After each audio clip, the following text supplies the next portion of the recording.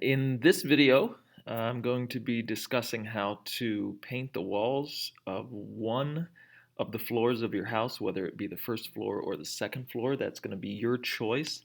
The reason I'm only going to do one floor is because after this we're going to add some furniture and other items to furnish the house, which will severely slow down the performance of the model.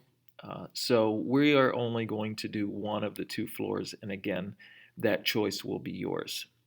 So since that is the case, I want to save this drawing as second floor, which it already is. So what I want to do now is to, under the drop-down menu, select Save As, and this time we're going to call this one Furnish. Okay, F-U-R-N-I-S-H. Okay. Furnish or furnished, doesn't matter, something like that. Furnished to know that what this model is. And of course, making sure that we put it somewhere where we can find it. In my case, the 8.3 folder. Now, the next thing I want to do is delete one of the floors, whichever floor I'm not going to furnish. I want to finish the first floor, so I'm going to select the second floor and delete that. Select the floors, delete that, and then all of these walls, if I triple click these, they're all connected. Okay. So if I triple click the interior walls, I can delete those all at once. Come up here, click Save again, just to make sure that it's being saved as I go. So now I'm just dealing with the first floor again, and this is where I want to furnish the first floor. All right. Now, one of the issues that I'm going to run into is if I attempt to start painting the walls, I do get my colors over here, and let's say I pick this nice turquoise color and I click on the walls, the entire model just got painted that color, when in fact all I wanted to do was paint this single wall. This is happening because this is all grouped. So I'm going to undo that. So before I start painting, what I want to do is, first of all, this whole floor, if done properly, this whole floor was grouped when we were creating the second floor. So what I want to do is ungroup it. The word for ungroup in SketchUp Online is called explode. So if I two-finger, with using my selection tool, if I two-finger click on a group, just like we made it a group, we're going to explode it. Okay, really a cool word for nothing that really happens. It certainly is more exciting than what happens. It really just ungroups it. So now the outside walls are grouped, the floor is grouped, and then all the interior walls are individual pieces. So I need to now ungroup the exterior walls. So I two-finger click, explode, and then the floor is still a group. I'm going to two-finger click and explode that. All right. Okay, so what I want to do now is I want to start painting individual walls. So now I can come back over here using my paint bucket, and now when I click, it just paints that wall. And then maybe I want to paint this wall, this gray color. So I click there. Now, over here, where it says materials, okay, there's a house, picture of a house right here. These are all the colors that are in the model right now. If I click on this, these are different patterns. So for example, I can come down here to wood, and I can put down hardwood floors in my house. So I'll click there, and now I have some hardwood floors in the house. Depending on your model, you might be able to break up the floor. I will try to in this one, but I'm not convinced it's going to work. What I'll do is I'll get the rectangle tool out. Okay. There actually seems to be something a little bit strange right here.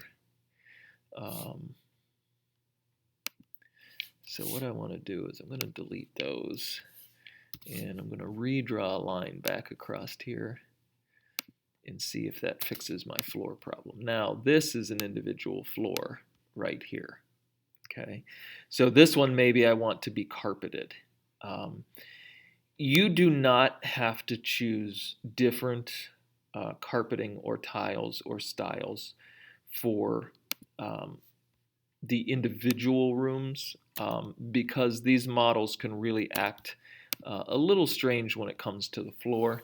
And I can't always figure out why that is. So if you can, a lot of the times, honestly, you can draw a line. Um, for example, if I wanted to do my closet differently, a lot of times you can draw a line right across the front of the room, which is going to, looks like it blocks the opening, and it does, but all I have to do is select it and delete it. And now, a lot of times if you draw that line, this will be an individual floor, but in this model, it just isn't behaving that way. So again, you do not have to choose individual colors for your floors. But if you want to work at it a little bit and try to make them separate, um, that would be great. Okay, but when it comes to painting the walls, definitely you want to paint the individual walls their own individual color. So all the walls have to be painted at least 2 or 3 different colors, not just one. Okay, choose at least two or three colors. You can choose 10 if you want to, but again, not necessary. Okay, so that is how you will paint the walls of your house. So I'm going to click on save. All right, now adding furnishings to the house. This house isn't done, but I'm not going to sit here and paint all the walls and make you watch that. I want to show you how to furnish them now. The way you furnish the house, okay, is through this menu right here. It's the third one down. It's called Components. When you open the component menu, it says right here, Search 3D Warehouse. All right. Now, 3D Warehouse is a kind of a global warehouse or holding cell for people who have created drawings and are sharing them with the rest of the world. So, for example, if I type in the word couch and press return, I get all kinds of different couches that I can insert into my drawing. Okay, so I'll load another one. Let's see what I like here. This looks kind of like a neat one.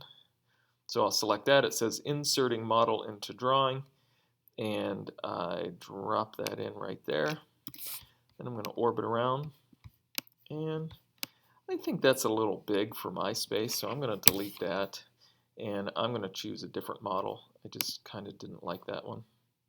So I think this one fits a little bit better. Okay. And I'm going to slide it in this way. And what I want to do now is I want to rotate it because it's not facing the direction that I want it to. That's what these little red dots are. We did this when we inserted the stairs. The red dots using the move tool is going to allow you to rotate the item. And now I'm going to rotate a little bit this way. And I want to move this so the end point in the sofa is right against the wall there, and then move it out just a touch. And then I want to slide it back some. All right. And now you can see that I now have a couch in what is going to be kind of the living room of this. So then I would probably get a television, put it on the wall, maybe stick a chair over here. Back here is going to be my dining room. I'd put my kitchen over here, and this was going to be an office. Okay, so I'm going to draw a rectangle here. Oh, let's see here. I'll make this 120 by 80, which is a 10-foot opening, and I will push that through to here. And then I'm not sure what's going to happen when I erase this. Okay, good. What I wanted to. All right, so that would, I'm going to make that my office. Well, maybe I'll make this the office. I'll make this the kitchen, and this kind of the dining room sitting area. But as you can see, that's how you can furnish these houses. So again, if I put television in here, I don't think I spelled that right. television, and maybe we'll get this one. Now sometimes they grab them at really weird places. And we'll put this here, orbit around.